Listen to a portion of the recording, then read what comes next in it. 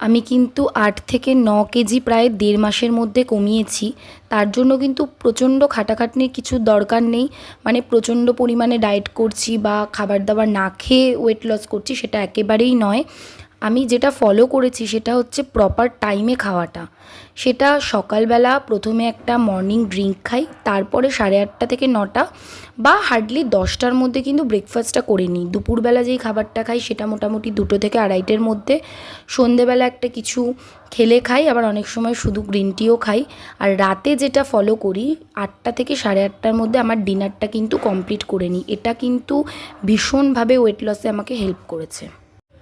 সানডেতে আমি এই রান্নাটা করেছিলাম নিজের জন্য। যেহেতু ডায়েটে আছি, বাড়ির খাবার একটু অয়েলি বলে নিজের জন্য আলাদা করে এটা করেছিলাম।